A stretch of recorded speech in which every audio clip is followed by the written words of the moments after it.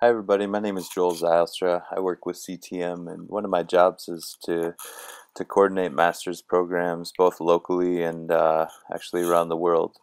And so I just wanted to give you a little bit of information about the local ULT master's program, and I'm hoping that this can serve as a little bit of a starting point for you to consider some things this week.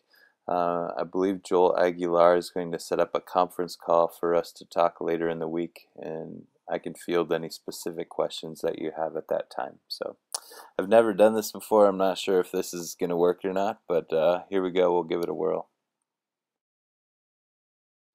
I guess the first thing I wanted to highlight was just that this program represents a partnership of four different organizations. By now, you're probably familiar with Northwest Leadership Foundation and Center for Transforming Mission. They both play important roles, obviously, in this program. But I also wanted to highlight two other schools in the Northwest that make this program possible as well. One is Bakke Graduate University. It's out of Seattle. It's only a graduate school, and they focus primarily on global urban ministry, theological training. They have both master's programs and doctorate level programs.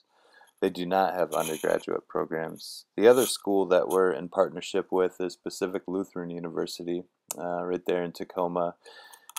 Obviously, they've got about 3,500 undergraduates. They do have a couple master's programs, although not too many. So those are the institutions that we partner with in this, and we use their accreditation actually in order to make sure that people get master's level credit. Just so people know, obviously there's some things that are built into the training that all of the AmeriCorps and Cities Parish folks will participate in.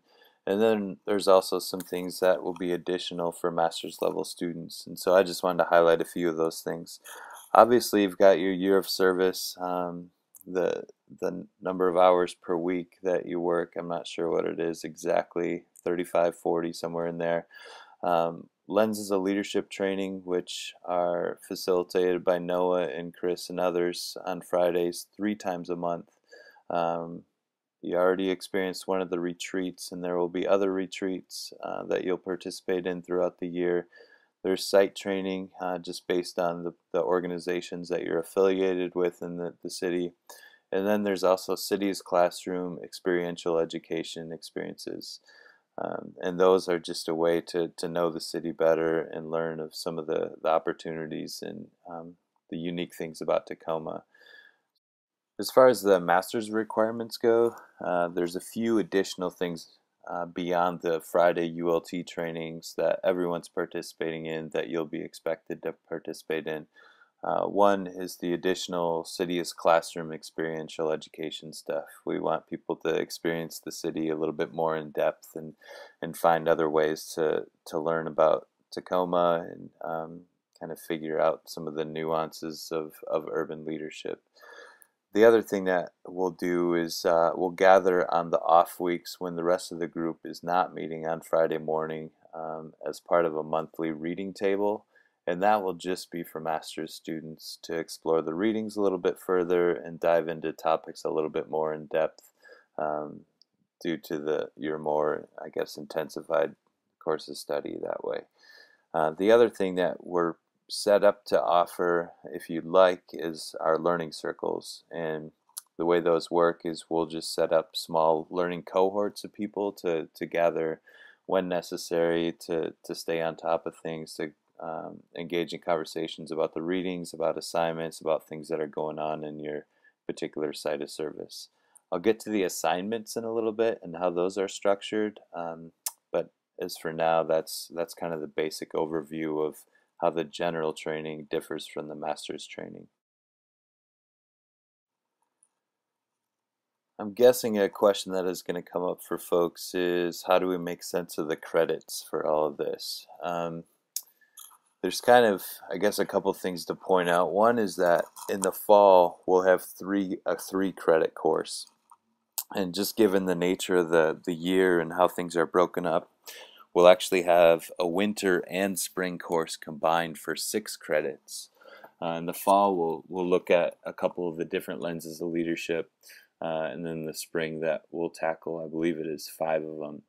The credits, most they pretty much are the same through PLU and BGU, but there are a few differences. So I just wanted to highlight some of the things first with PLU. PLU, the way we set this up is these are continuing education master's level credits. And what that means is PLU does not have a program in urban leadership or urban studies or urban education. So we can't necessarily just take these classes and house them there. So what we've done is we've said to PLU, we'd like to have a general master's level course that we'd like to offer. And they have given us the okay on that. And what that means in the end is that you will take these courses and transfer them either into a program at PLU. You could transfer it into the Masters of Education program. It's just that they don't require this for their Masters of Ed students. The other thing that you could do is take these courses and transfer them to any other graduate school in a related field. We've tried to be intentional about this, thinking through social work programs, urban studies programs, urban leadership programs, urban education programs. We can't promise that they'll automatically tie over, but the majority of them will. So that's where it resides. BGU, Bakke Graduate University, is a little bit different. They do have a program, and it's a Master of Arts in Global Urban Leadership. And this course, both the spring and the fall courses, apply to that program. This will fit right into their curriculum for that. That being said, you can also go through BGU and transfer these credits to a different program. So what we're suggesting is these courses don't lock you into BGU or PLU for a graduate program, but rather these are foundational courses that can be that are accredited by local universities and can likely be transferred. The weird thing with graduate courses is that they don't necessarily automatically transfer everywhere. You can even go to a program like Harvard or Yale, and their classes are not necessarily going to transfer to other schools. We can't. We do what we can ahead of time to make sure that these classes meet the needs of other schools, but we can't promise that they're automatically going to. It's kind of the risk that we take. We have tried our hardest to make sure that the syllabi reflect needs of other accrediting schools. So in some ways it's a little bit of a risk to see if these credits will transfer, but PLU and BGU are both accredited, and in the same way it would be a risk for you to go to any top level Ivy League school and transfer your credits to any other master's program. That's just kind of the nature of the beast with graduate programs. One other thing to highlight, most graduate programs, if you are to transfer in, have a requirement that you cannot transfer in more than 10 credits. So just be aware of that, especially those of you this is your first year, you're thinking about doing 2 years, you will not be able to take more than 10 credits with you to a new graduate program. All right, here's the fun part. We get to talk about money. I know this is going to be a little bit overwhelming for people, but bear with me because we're trying to set some things up that can make it affordable for people. The charge for both for classes at both BGU and PLU are $500 per credit. So that translates to $1,500 in the fall or $3,000 in the spring.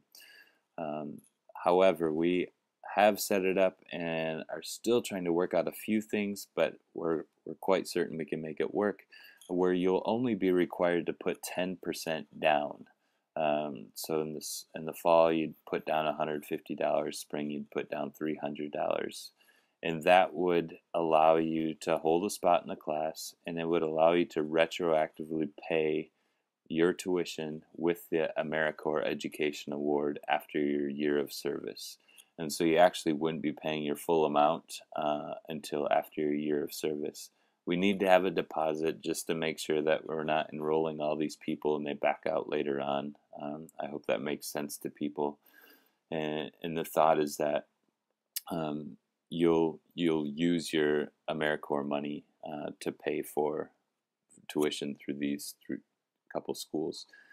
Financial aid, you can apply for financial aid through BGU because they have a program that these classes reside in, that Global Master of Arts in Global Urban Leadership program. However, with PLU, you cannot apply for financial aid for these particular classes because they don't reside in, just say, a teaching program or a social work program. They're separate, they're general, we've kept them that way for a variety of reasons, but unfortunately that means that you cannot apply for additional financial aid through PLU. So it might be helpful to know approximately how much work you're looking at. This is a kind of a general rule of thumb. Often universities are held to accrediting standards, and most graduate programs are set up in a way that there's approximately 400 reading pages per credit. So a three semester or 3 credit class would require you to read approximately 1,200 pages. And then there's also an approximate writing limit per credit as well, and that's set at 15 pages. So 45 pages and 1,200 pages for the fall, and let's see, it would be 90 pages and 2,400 pages for the spring. The assignments for this particular program, we do regular journals, and that's just to it's to understand, what students are experiencing and to think a little bit more intentionally about what it is that's going on through the trainings, through your own your experiences outside of your year of service, but also your service site, and try to synthesize some of those ideas. We also do book reviews, so there's a whole assortment. There's a book list that students will be reading from that are central to issues that we'll explore throughout the trainings. And then each semester, each class, we have a course project. And the goal of the project is to do something practical in the community. It's to actually go out and apply some of the concepts, the ideas, and the perspectives that you've developed over the course of the class. So those. Finally, just to give you a little sense of the curriculum, we are looking at, we look at 7 lenses over the course of the year. 2 of those lenses we'll explore in the fall. Part of that is just due to how quickly the fall goes and people are getting situated in their other sites, and there's just a steep learning curve. 5 lenses we'll explore together in the spring. And those lenses are the reconciling leader, the wounded leader, the healing leader, the creative leader, and then the peacemaking leader. So we'll have readings and our assignments, all the things will be kind of geared toward those different lenses of leadership.